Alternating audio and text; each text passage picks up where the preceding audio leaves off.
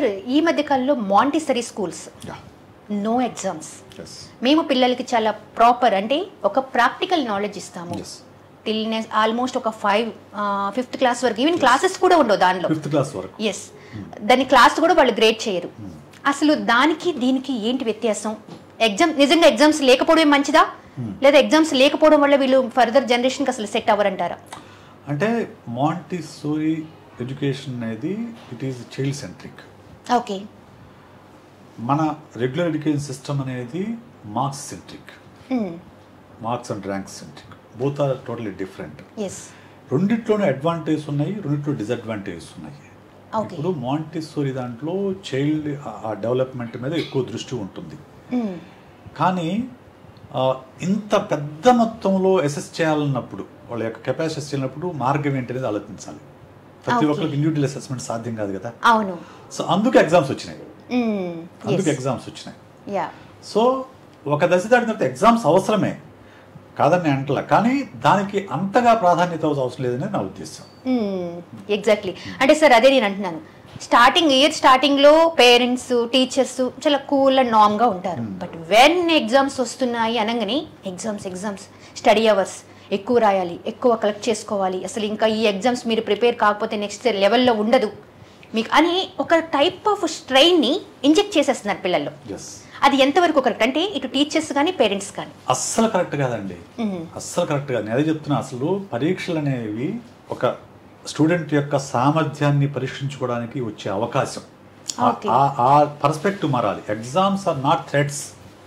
అదేం థ్రెట్ కాదు, లేకపోతే నీకు హడ్డీలు కాదు. అది ఈ రేస్లో నువ్వు ఎక్కడున్నావని తెలుసుకోవడం కోసం ఒక అవకాశం. ఇప్పుడు రాష్ట్రం మొత్తం మీద కొన్ని లక్షల మంది ఎగ్జామ్స్ ఇంటర్మీడియట్స్ అవుతున్నారు. ఈ లక్షల మంది నువ్వు ఎక్కడున్నావు ఎలా తెలుస్తుంది? దేర్ షుడ్ బి ఏ యాడ్స్టిక్. అదే ఎగ్జామ్. సో ఖచ్చితంగా ఎగ్జామ్ అవసరం. కానీ నేను చాలా ఈ కార్పొరేట్ స్కూల్స్ కాలేజీ వాళ్ళు ఈ ఎగ్జామ్ జనవరి నుంచి స్ట్రెస్ మేనేజ్మెంట్ క్లాసులు పిలుస్తూ ఉంటారు. ఎగ్జామినేషన్ ప్రిపరేషన్, స్ట్రెస్ మేనేజ్మెంట్ మా క్లాస్ తీసుకోండి సార్, పేరెంట్స్ చెప్పండి సార్ అని పిలుస్తూ ఉంటారు. నేను ఒకటే చెప్తాను, బాబు మీరు సంవత్సరం మొత్తం స్ట్రెస్ క్రియేట్ చేసి ఒక 2 అవర్స్లో స్ట్రెస్ మేనేజ్మెంట్ ఎట్లా జరుగుతుంది? అది సాధ్యం కాదు. మీరు చేయాల్సింది ఏంటంటే స్ట్రెస్ ఫ్రీ ఎడ్యుకేషన్ మీద దృష్టి పెట్టాలి. Schools and colleges and parents ఎప్పుడైనా కానీ సంవత్సరం మొదటి నుంచి కనుక వాళ్ళకి కరెక్ట్గా చదివించుకుంటూ వాళ్ళు చేస్తూ ఉంటే స్ట్రెస్ ఫ్రీగా చదువుతారు. ఏం స్ట్రెస్ ఎక్కడి నుంచి వస్తుంది? ఇప్పుడు నీకు అంతా సబ్జెక్ట్ వచ్చి ఉంటే నీకు స్ట్రెస్ ఎందుకు? నేను చెప్పే కదా, మా వాడు ఫస్ట్ ఇయర్లోనూ సినిమాకి వెళ్ళాము, సెకండ్ ఇయర్లోనూ సినిమాకి వెళ్ళాము. సెకండ్ ఇయర్లో ఇంకా నాన్న ఫస్ట్ ఇయర్ లేని సెకండ్ ఇయర్ వెళ్దాము అన్నాడు. ఏరా అవసరం అంటే సరదాగా వెళ్తానని వెళ్ళిపోయాను. సరదాగా వెళ్ళిపోయాను. ఏమవుతుంది? ఒక 3 అవర్స్ సినిమాకి వెళ్తాము, ఏమవుతుంది? ఏమి కాదు కదా. సో కాకపోతే ఏదైనా అయిపోతుందేమో అని ఒక భయం అనేది పేరెంట్స్లో ఉంది. పేరెంట్స్ దగ్గర నుంచి ఎప్పుడైతే సపోర్ట్ దొరుకుతుందో పిల్లలకు, అప్పుడు పిల్లలు కాన్ఫిడెంట్గా వాళ్ళు ఎగ్జామ్ హాల్లోకి ఎంటర్ అవుతారు. ఆ పేరెంటల్ సపోర్ట్ అనేది ఇంపార్టెంట్. పేరెంటల్ ప్రెషర్ కాదు, పేరెంటల్ సపోర్ట్. ఎప్పుడు కూడా మనం గుర్తుపెట్టుకోవాలంటే there are 2 kinds of mind set అండి. ఒకటి fixed mind set, 2 growth mind set. Fixed mind set focus on the marks and ranks. Growth mind set focus on the progress. అంటే progress and learning. అంటే నీకు ఇప్పుడు 600 marks అనుకోండి, నీకు 550 వస్తేనే నువ్వు గొప్పవాడివి అనే ఒక ఫీలింగ్ ఉందనుకోండి, అది ఫిక్స్డ్ మైండ్ సెట్. అలా కాదు. నువ్వు 10th క్లాస్లో మొదట పెడితే నువ్వు జీవితం మొత్తమే చాలా ఎగ్జామ్స్ రాస్తావు. చిన్నప్పటి నుంచి మొదలు పెట్టుకుంటే ప్రతి సంవత్సరం ఎగ్జామ్ రాస్తూనే ఉంటాం. ప్రతి 3 months క్వార్టర్లీ ఉంటుంది, హాఫ్ ఇయర్లీ ఉంటుంది, జనవరి ఉంటుంది, స్లిప్ టెస్ట్ ఉంటాయి, ఇవన్నీ ఉంటాయి టెస్ట్లు. నువ్వు ఈ టెస్ట్ నుంచి నెక్స్ట్ టెస్ట్కి ఎంత ప్రోగ్రెస్ అవుతున్నావు అనేది దృష్టి పెట్టాలి. 10th క్లాస్ నీకు ఫస్ట్ యూనిట్ టెస్ట్ పెట్టారు, స్లిప్ టెస్ట్. నీకు 25కి 10 వచ్చాయి, 10 మాత్రం వచ్చాయి. వెంటనే పేరెంట్స్ ఏం చేస్తారు? ఖచ్చితంగా 10 కాదు ఇంకా రావాలి. పేరెంట్స్ రియాక్షన్ ఎట్లుంటుంది చెప్పండి నాకు. 10 ఏంటి నాన్న, ఇంకా బాగా చేయాలి కదా, అసలు ఫస్ట్ ఎవరు వచ్చారు, నీకు ముందు ఎవరు వచ్చారు, నీ ఫ్రెండ్కి ఎంత వచ్చింది, కంపారిజన్ కదా. There you are. So comparison వస్తుంది. కంపారిజన్ తర్వాత ఏమొస్తుంది? ఆటోమేటిక్గా స్ట్రెస్ వస్తుంది, తనలాగా నువ్వు తెచ్చుకుంటే నేను అది చేస్తాను, తనలాగా నువ్వు తెచ్చుకుంటే ఇది చేస్తాను, కంపారిజన్ వస్తుంది, ప్రెషర్ పెరుగుతుంది. సో ఇంకొంతమంది పేరెంట్స్ తిడతారు, ఇంకొంతమంది పేరెంట్స్ కొడతారు కూడా.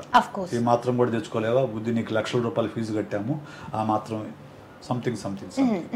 So they are going wrong. Parents are going wrong. Parents are driving the students in a wrong way. ఎప్పుడు కూడా ఏ స్టూడెంట్ని కూడా never ever compare with other student. Always compare with his previous performance. నాన్న నీకు 10 వచ్చాయి, okay okay okay, it is lower marks, but no don't worry, I have trust on you, please work hard, okay, focus on your studies and progress, improve your marks 2%.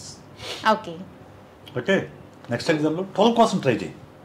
అప్పుడు స్టూడెంట్కి ఏమనుకుంటాడు, automatically ఆ encouragement అనేది ఖచ్చితంగా నేను 12కి చెయ్యాలి అని. 2%, 2 మార్క్సే. అవును. ప్లస్ పేరెంట్స్ ఎంకరేజ్ చేస్తున్నారు, తిట్టడం లేదు, సో ప్రయత్నం చేస్తాడు, ఈసారి నేను మెప్పు తీసుకోవాలని ఫీల్ అవుతాడు. సో 2% పెరుగుతుంది, ఐ కెన్ అచీవ్ అనే ఫీలింగ్ వస్తుంది.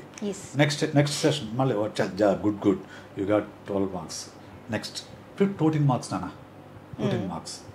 ఈ సంవత్సరంలో నీకు ఆటోమేటిక్గా that boy will come to 24, 23, 24కి వచ్చేస్తాడు, దట్ బాయ్ ఆర్ గర్ల్. ఎందుకు, స్టెప్ బై స్టెప్ ఎక్కుతాడు. That is called progress, growth mind set. So ఒక తప్పినంత మాత్రాన వరి అవ్వాల్సిన అవసరం లేదు. So you should focus on the progress. దాని మీద ఎప్పుడైతే దృష్టి పెడతారో, ఒకసారి ఫెయిల్ అయినప్పుడు బాధపడ్డావు, so next time will to my level best అనుకుంటాడు, I will do my level best అనుకుంటాడు, ప్రోగ్రెస్ వెళ్తాం.